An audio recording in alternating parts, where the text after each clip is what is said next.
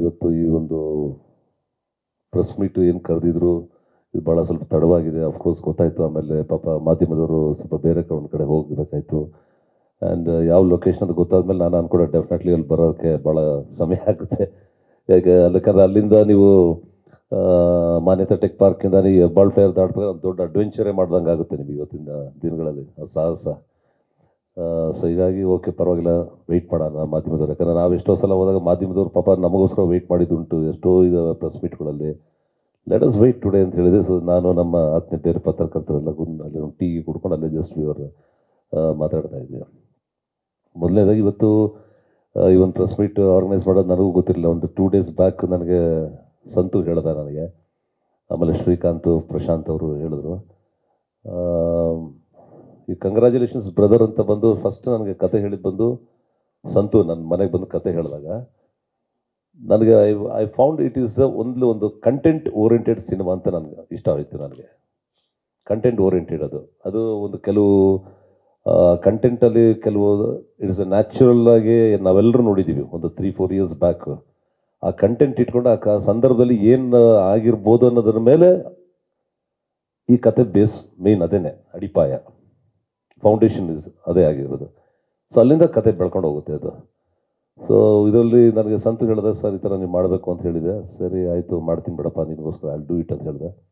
Prashant producer ಆದರು, ಮತ್ತು director Pratap, ಗುರು cameraman ಆಯಿತು. ಬಟ್ ಮ್ಯೂಸಿಕ್ ಡೈರೆಕ್ಟರ್ನ ಇವತ್ತೇ ನಾನು ಫಸ್ಟ್ ಟೈಮ್ ನಾನು ಮೀಟ್ ಮಾಡಿದ್ದು.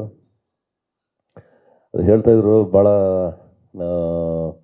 ಎಲ್ಲ ಸಂಕೋಚ ಪಡ್ತವ್ರೆ, ನಾಚ್ಕೋತವ್ರೆ ಮಾತಾಡೋದಕ್ಕೆ ಆಗಿದೆ. ನಾನಂದೆ ಪ್ರಶಾಂತ್ ಪ್ರೊಡ್ಯೂಸರ್ಗೆ ಹೇಳಿದೆ, ಸಂತು ಹೇಳಿದೆ, ಏನು ಮಾಡೋಕ್ಕಾಗಲ್ಲ, ಸುಮ್ಮನೆ ಇರ್ರಿ, ಇದು ಫಸ್ಟ್ ಸಿನಿಮಾ ಅಂತ, ಇನ್ನೊಂದು 2-3 ಪಿಕ್ಚರ್ ಸಿನಿಮಾ ಇಡ್ಲಿ ಕೂಡ ಕೆಲಸತ್ತೆ ಎಲ್ಲರಿಗೂ ಮಾತಾಡೋದಕ್ಕೆ ಏನಂತ ಹೇಳಿದ್ದೆ. ಸೊ ಇಟ್ ಹ್ಯಾಪನ್ಸ್, ಮುಂದಕ್ಕೆ ಎಲ್ಲರಿಗೂ ಬರುತ್ತೆ ಅದು. ಸೊ ಅನುಭವದ ಮೇಲೇ ಎಲ್ಲರೂ ಒಂದು ಮುಂದಿನ ಕೆಲವರು ಇದು ನಡ್ಕೊಂಡು ಹೋಗುತ್ತೆ ಅಷ್ಟೇ. ಬಟ್ ಈ ಸಿನಿಮಾ ಒಂದು ಹೇಳೋದಂದರೆ, ಬಿಕಾಸ್ November 18th ಸ್ಟಾರ್ಟ್ ಮಾಡಿದ್ದಾರೆ. So as on today complete is on schedule, ಎಲ್ಲ ಮುಗಿಸಿದ್ದಾರೆ. ಪೋಸ್ಟ್ ಪ್ರೊಡಕ್ಷನ್ ವರ್ಕ್ ನಡೀತಾ ಇದೆ. ಈಗ ಸಂತು ಹೇಳೋಂಗೆ ಬಿಕಾಸ್ ದುಬೈನಲ್ಲಿ ಒಂದು ಫಸ್ಟ್ ಸಾಂಗ್ ಅದು ಒಂದು ರಿಲೀಸ್ ಮಾಡ್ತಾ ಇದೀವಿ ಅಂತ ಹೇಳಿದೆ. ನಾನು ಒಂದೇ ಒಂದು ಹೇಳಲಿಕ್ಕೆ ಇಷ್ಟಪಡ್ತೀನಿ, ಯಾಕಂದರೆ ಇಲ್ಲಿ ಪ್ರೊಡ್ಯೂಸರ್ಸ್ ಇದ್ದಾರೆ, ಡೈರೆಕ್ಟರ್ಸ್ ಇದ್ದಾರೆ, ಎಲ್ಲರೂ ಇದ್ದಾರೆ. ನೀವು ಮಾಧ್ಯಮದಲ್ಲಿ ಎಲ್ಲರೂ ಇದ್ದೀರ, ಭಾಳ ಜನ, ಕೆಲವು ಸೀನಿಯರ್ಸ್ ಇದ್ದಾರೆ, ನನ್ನ ಕೊಲೀಗ್ಸ್ ಇದ್ದೀರಾ, ಈಗ ಹೊಸ್ದಾಗಿ ಬಂದಿರೋ ಎಲ್ಲ ಎಲೆಕ್ಟ್ರಾನಿಕ್ ಮೀಡಿಯಾ ಮತ್ತು ಎಲ್ಲರಿಗೂ ಹೇಳ್ತೀನಿ. ಈಗ ಅದೇ ಡಿಸ್ಕಸ್ ಮಾಡ್ತಾ ಇದ್ವಿ, cinema planning is most important. ನೀವು ಕತೆಗೆ ಏನು ಮಾಡ್ತೀರಾ ಅದಕ್ಕೆ ಜೊತೆಯಲ್ಲಿ ಪ್ಲ್ಯಾನಿಂಗ್ ಇಂಪಾರ್ಟೆಂಟ್. ಒಂದು 40 days ಶೂಟಿಂಗ, 45 days ಶೂಟಿಂಗ ಕರೆಕ್ಟ್ ಆಯ್ತು, ಓಕೆ. ಯಾವುದೋ ಒಂದು 5 days 6 days ಅಥವಾ 1 week ಹೆಚ್ಚು ಕಮ್ಮಿ ಆಗ್ಬೋದು. ಯಾಕಂದ್ರೆ ಬಿಕಾಸ್ ಪ್ರಕೃತಿ ಕೈ ಕೊಡ್ಬೋದು, ಅಥವಾ ಲೊಕೇಶನ್ಸು ಪರ್ಮಿಷನ್ಸ್ ಇದಾಗ್ಬೋದು, ಅಥವಾ ಯಾರೋ ಕೆಲವು ಆರ್ಟಿಸ್ಟ್ಗೋ, ಕೆಲವು ಡೈರೆಕ್ಟ್ರು, ಕ್ಯಾಮ್ರಾಮನ್ ಯಾರಿಗೋ ಅವರಿಗೆ ಒಂದು ಹೆಲ್ತ್ ಅಪ್ಸೆಟ್ ಆಗ್ಬೋದು 1 or 2 days. ಸೊ ಇದೆಲ್ಲ ಒಂದು ಬ್ಯಾಲೆನ್ಸಿಂಗಲ್ಲಿ ಇಟ್ಕೋಬೇಕಾಗುತ್ತೆ ಒಂದು 1 week. ಬಟ್ ಅದಕ್ಕಿಂತ ಜಾಸ್ತಿ ಒಂದು 40-45 days ಅಂದ್ಕೊಂಡು 90 ದಿನ, 100 ದಿನ, 150 ದಿನ ಶೂಟ್ ಮಾಡೋದು ಇವತ್ತಿನ ಇದಕ್ಕೆ ಇಟ್ ಇಸ್ ನಾಟ್ ಒಂದು ಇದಲ್ಲ. ಕೆಲವ್ರು ಮಾಡ್ಬೋದು, ದೊಡ್ಡ ಸಿನಿಮಾಗಳು, ದೊಡ್ಡ ಬಡ್ಜೆಟ್ಸ್ ಎಲ್ಲ ಮಾಡ್ತಾರೆ. ಯಾಕಂದರೆ ಅವತ್ತು ಪ್ಲ್ಯಾನಿಂಗ್, ಈಗ ನಾವು ಮಾಡ್ತಾ ಇರಬೇಕಲ್ಲ ಸಿನಿಮಾಗಳೆಲ್ಲ ಹೇಗಿತ್ತು ಅಂದರೆ ಪ್ಲ್ಯಾನಿಂಗು, ಫಸ್ಟ್ ಸ್ಕ್ರಿಪ್ಟ್ ಪೂಜೆ ಅಂತ ಮಾಡ್ತಾಯಿದ್ರು. Script that is the main, ಅದೇ ತಾಯಿ ಸರಸ್ವತಿ ದೇವಿ. ಆ ಸ್ಕ್ರಿಪ್ಟನ್ನ ನಂಬಿನೇ ಒಬ್ಬ ಪ್ರೊಡ್ಯೂಸರು, ಡೈರೆಕ್ಟ್ರು ಎಲ್ಲ ಇದು ಮಾಡೋದು. ಮತ್ತು ಮೇಕಪ್ಪು ಮತ್ತು ಕ್ಯಾಮ್ರಾ, ಈ 3 ಈಸ್ ಮೋಸ್ಟ್ ಇಂಪಾರ್ಟೆಂಟ್ ನನ್ನ ದೃಷ್ಟಿನಲ್ಲಿ. ಕಲಾವಿದರಿಗೆ ಮೇಕಪ್ ಅಂತ ಎಷ್ಟು ಇಂಪಾರ್ಟೆಂಟು, ಸ್ಕ್ರಿಪ್ಟು ಕಂಪ್ಲೀಟ್ ಅದನ್ನು ನಂಬಿ ಡೈರೆಕ್ಷನ್ ಡಿಪಾರ್ಟ್ಮೆಂಟ್ ಡೈರೆಕ್ಟರ್ ಆಗಿರೋ, ಕತೆ ಬರೆದಿರೋದು, ಡೈಲಾಗ್ ಬರೆದಿರೋ, ಸ್ಕ್ರೀನ್ ಪ್ಲೇ ಮಾಡಿರೋರು, ಅದನ್ನು ನಂಬಿನೇ ಪ್ರೊಡ್ಯೂಸರ್ ದುಡ್ಡು ಹಾಕೋದು. ಅವು ಮಾಡ್ತಾ ಇದ್ದಾಗ, ಯಾಕೆಂದರೆ ಪ್ಲ್ಯಾನಿಂಗ್ ಅಂತ ಇದ್ದಾಗ ಈಗ 45 days ಸೇಬಸ್ ಒಂದು 2 schedules ಅಂತ ಇಟ್ಕೊಳ್ಳೋಣ, ಅಥವಾ 3 schedules ಅಂತ ಇಟ್ಕೊಳ್ಳೋಣ. ಕರೆಕ್ಟಾಗಿ ಹೆಂಗಿರೋದು ಅಂತ ಹೇಳಿದ್ರೆ, ವಿತ್ ಚಾರ್ಟ್ ಪ್ರೋಗ್ರಾಮ್ ಹಾಕ್ಬಿಟ್ರು ಅವರು. ಈಗ ಇಲ್ಲಿ ಶಿಫ್ಟಿಂಗು, ಈಗ ನಾವು ಇರೋ ಜಾಗದಲ್ಲಿ ಇಲ್ಲಿ ಯಾವುದೋ ಒಂದು 2 scene ಇದೀವಿ, 2 ಸೀನಲ್ಲಿ ಇಲ್ಲಿ ಶಶಿಕುಮಾರ್ ಇದ್ದಾನೆ, ಇನ್ನು ಮಿಕ್ಕಿದ್ದು ಇಲ್ಲಿಂದ ನೆಕ್ಸ್ಟ್ ಯಾವುದೋ ನಮ್ಮ ಬೆಂಗಳೂರು ಪ್ಯಾಲೇಸ್ಗೆ ಹೋಗಿ ಶಿಫ್ಟ್ ಆಗಬೇಕು. ಇಲ್ಲಿಂದ ಅಲ್ಲಿ ಶಿಫ್ಟಿಂಗ್ ಟೈಮ್ ಎಷ್ಟೊತ್ತಾಗುತ್ತೆ? 1 hour ಆಗುತ್ತಾ, 1.5 hour ಆಗುತ್ತಾ? Half an hour grace extra ಇಟ್ಕೊಳ್ಳೋದಕ್ಕೂ. ಬಿಕಾಸ್ ಅಲ್ಲಿ ಕ್ರೈನ್ ಆಗಲಿ ಇನ್ನೊಂದಾಗಲಿ ಡಿಸ್ಮ್ಯಾಂಟಲ್ ಮಾಡಬೇಕು, ತಿರುಗಿ ಮತ್ತೆ ಎರೆಕ್ಟ್ ಮಾಡಬೇಕು, ಮತ್ತು ಜನರೇಟರ್ ಬರಬೇಕು, ಮತ್ತು ಇವೆಲ್ಲ ಕೌಂಟ್ ಮಾಡ್ಕೊಂಡು 2 hours. ಆ 2 hours ಅಲ್ಲಿ ಯಾರು ಆರ್ಟಿಸ್ಟ್ ಇರಬೇಕು, they should be ready with makeup and costume. ಅವ್ರಿಗೆ ಬಂದಾಗ ಅವ್ರಿಗೆ ಏನೋ ಕಾಫಿ ಟೀ ಏನೋ ಕೊಟ್ಬಿಟ್ಟು ಅಲ್ಲಿ ಜಸ್ಟ್ ನೋಡ್ಕೊ. ಇಲ್ಲಿನ ಆರ್ಟಿಸ್ಟ್ಗಳು ಹೋಗೋ ಅವಶ್ಯಕತೆ ಇಲ್ಲ. So like this was the planning ಇದ್ದಿತ್ತು. ಸೊ ಈ ಥರ ನಮಗೆ ಅವು ಪ್ಲಾನಿಂಗಲ್ಲಿ ಏನಾಗಿರೋದು ಅಂತ ಹೇಳಿದ್ರೆ, ಅಸೋಸಿಯೇಟ್ ಡೈರೆಕ್ಟರ್ ಹತ್ರನ, ಅಸಿಸ್ಟೆಂಟ್ ಡೈರೆಕ್ಟರ್ಸ್ ಹತ್ರ ಎಲ್ಲರ ಹತ್ರ ಒಂದು copy, production manager assistant with the ಪ್ರೊಡ್ಯೂಸರ್ಗೂ ಒಂದು ಕಾಪಿ ಇರೋದು. ಎಲ್ಲೂ ಅದು ಇದಾಗ ಚಾನ್ಸಸ್ ಇರ್ತಿರ್ಲಿಲ್ಲ. ಬಟ್ ಇವತ್ತಿನ ದಿನಗಳಲ್ಲಿ ಅದು ಇಲ್ಲವೇ ಇಲ್ಲ ಮೋಸ್ಟ್ಲಿ.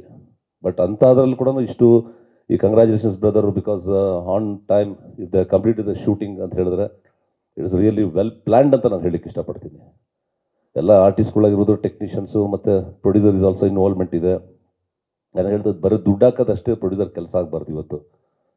ಯಾಕಂದರೆ is also one and part and parcel of that project. ದುಡ್ಡು ಹಾಕ್ತಾನೆ ಮನುಷ್ಯ ಪಾಪ. ಆ ದುಡ್ಡು ಹಾಕ್ತಾನಕ್ಕೆ ಆತನಿಗೂ ಗೊತ್ತಿರಬೇಕು ಎಲ್ಲಿ ಶೂಟಿಂಗು, ಎಷ್ಟು ದಿನ ಶೂಟಿಂಗು, ಯಾರು ಆರ್ಟಿಸ್ಟು, ಎಲ್ಲಿ ಪರ್ಮಿಷನ್ ಬೇಕು, ಎಲ್ಲಿ ಬೇಕು, ಅಲ್ಲಿ ಶಿಫ್ಟಿಂಗ್ ಎಷ್ಟೊತ್ತಾಗುತ್ತೆ ಅಂತ. So you should get involved ಅಂತ ನನ್ನ ಒಂದು ರಿಕ್ವೆಸ್ಟ್ ಟು ಎನಿ ಪ್ರೊಡ್ಯೂಸರ್ ಅಷ್ಟೇ. ಡೋಂಟ್ ಡಿಪೆಂಡ್, ಬೇರೆ ಎಲ್ಲರ ಮೇಲೂ ಡಿಪೆಂಡ್ ಆಗೋಕೆ ಹೋಗ್ಬಿಡಿ ಅಂತ ನಾನು ಹೇಳ್ತಾ ಇದ್ದೀನಿ ಅಷ್ಟೇ. ಯಾಕಂದ್ರೆ ನೀವು ಉಳ್ಕೊಂಡ್ರೆ ಒಬ್ಬ ನಿರ್ಮಾಪಕ ಪ್ರೊಡ್ಯೂಸರ್ ಉಳ್ಕೊಂಡ್ರೆ ಅವ್ರ ಪಾಪ ಇನ್ನೊಂದು 10 ಸಿನಿಮಾ ಮಾಡ್ತಾನೆ. 10 ಸಿನಿಮಾ ಮಾಡೋದು ಎಷ್ಟು ಫ್ಯಾಮಿಲೀಸ್ ನಡೀತೆ, ಎಷ್ಟು ಕಥೆಗಳು ಬರುತ್ತೆ, ಎಷ್ಟು ಸಂಸಾರಗಳು ನಡೀತೆ, ಕಲಾವಿದರಾಗಲಿ ಟೆಕ್ನಿಷಿಯನ್ಸ್ಗಾಗಲಿ ಎಲ್ರಿಗೂ ಒಂದು ಅವ್ರದ್ದೊಂದು ಜೀವನಕ್ಕೆ ಒಂದು ದಾರಿನೂ ಆಗುತ್ತೆ, ಪ್ಲಸ್ ಇಂಡಸ್ಟ್ರಿ ಬೆಳೆಸಂಗೆ ಆಗುತ್ತೆ, ಎಷ್ಟೋ ಜನ ಕೆಲಸ ಸಿಗ್ದಂಗೆ ಆಗುತ್ತೆ. ಇದೆಲ್ಲ ಮನಸ್ಸಲ್ಲಿ ಇಟ್ಕೋಬೇಕಾಗುತ್ತೆ. ಇಷ್ಟು ಹೇಳ್ತಾ ಇವತ್ತಿನ ಈ ಒಂದು ಪ್ರೆಸ್ ಮೀಟಲ್ಲಿ ಮಾಡಿದ್ದಕ್ಕೆ ನನಗೆ ಎಲ್ಲೂ ನಾನು ಒಬ್ಬನ ಇಲ್ಲಿ ಕೂತ್ಕೊಂಡು ನಿಮ್ಮ ಜೊತೆಲಿ ಕೆಲವು ನಿಮಿಷಗಳ ಕಾಲ ಹಂಚ್ಕೊಂಡಿದ್ದಕ್ಕೆ ನಿಜವಾಗ್ಲೂ ಎಂಟೈರ್ ಟೀಮ್ಗೆ, ಸಂತುಗೆ, ಪ್ರೊಡ್ಯೂಸರ್ಗೆ, ಡೈರೆಕ್ಟ್ರಿಗೆ ಮತ್ತು ಎಲ್ಲರಿಗೂ ನನ್ನ ಹೃದಯಪೂರ್ವಕದ ಒಂದು ಥ್ಯಾಂಕ್ಸ್ನ ಮತ್ತು ಅಭಿನಂದನೆಗಳನ್ನ ಸಲ್ಲಿಸ್ತೇನೆ. ನಿಮಗೂ ಅಷ್ಟೇ ತುಂಬ ಧನ್ಯವಾದಗಳು. ನಿಮ್ಮ ಈ ಪ್ರೋತ್ಸಾಹ ಫಸ್ಟ್ ಯಾವ ರೀತಿ ಇತ್ತೋ ಇನ್ನು ಮುಂದಕ್ಕೂ ಇದೇ ರೀತಿ ನಿಮ್ಮ ಪ್ರೋತ್ಸಾಹ ಈ ಚಿತ್ರ ತಂಡದ ಮೇಲೆ ಇರಲಿ. ಮುಂದಿನ ನಿರ್ಮಾಪಕರ ಮೇಲೆ ಅವ್ರಿಗೂ ನೀವು ಆಶೀರ್ವಾದ ಮಾಡಿ. ಸಂತು ಯಾಕಂದ್ರೆ ಅವ್ರದ್ದು ಪಾಪ ಇದೇ ಥರ ಇನ್ನೊಂದಷ್ಟು ಹಲವಾರು ಪ್ರಾಜೆಕ್ಟ್ಸ್ ಮಾಡಬೇಕು ಮುಂದಕ್ಕೆ ಅಂತ ಹೇಳಿದ್ದೇನೆ, ಪ್ಲ್ಯಾನಿಂಗಲ್ಲಿದ್ದಾರೆ. If this is the correct planning 100% they will win. ಆ ಒಂದು ಕಾನ್ಫಿಡೆನ್ಸ್ ನನಗಿದೆ. ಇಷ್ಟು ಹೇಳ್ತಾ ನನ್ನ ಮಾತನ್ನ ಮುಗಿಸ್ತೇನೆ. ಎಂಟೈರ್ ಟೀಮ್ಗೆ ಒಳ್ಳೆಯದಾಗಲಿ. Thank you very much. ಎಲ್ರಿಗೂ ನಮಸ್ಕಾರ.